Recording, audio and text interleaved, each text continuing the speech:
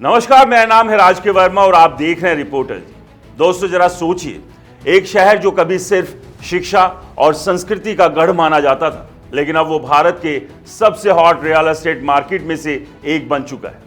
जी हाँ, मैं बात कर रहा हूं पुणे की। पुणे का प्रॉपर्टी बाजार इन दिनों ऐसे रफ्तार पकड़े हुए हैं कि पुराने रिकॉर्ड धड़ाधड़ टूट रहे हैं।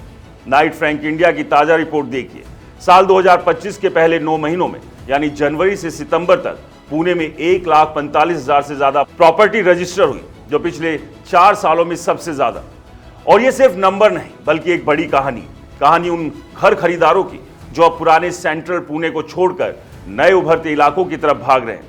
कभी पुणे का रियल एस्टेट मतलब सेंट्रल एरिया, हवेली, पीएमसी, पिंपरी चिंचवड़, ये इलाके राज करते थे, लेकिन अब तस्वीर बदल रही है।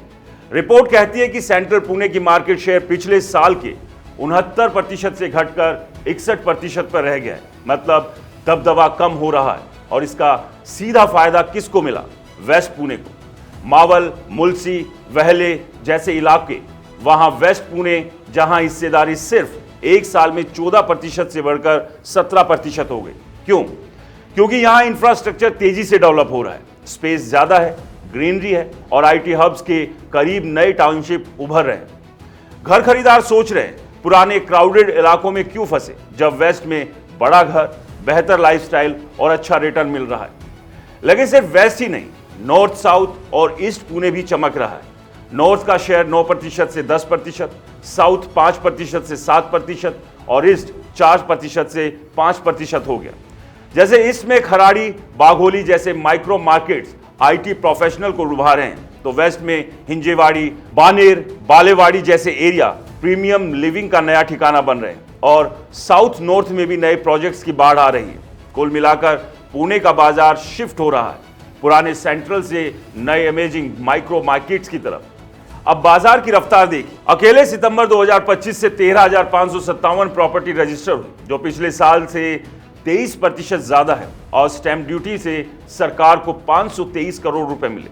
पूरे 9 महीने में रजिस्ट्रेशन 5% और राजस्व 6% बढ़ा। यह सब तब हो रहा है जब खरीदारों की पसंद बदल रही। अब लोग छोटे 500 स्क्वायर फीट वाले फ्लैट्स कम ले रहे हैं। उनकी डिमांड 35% से घटकर 31% हो गई।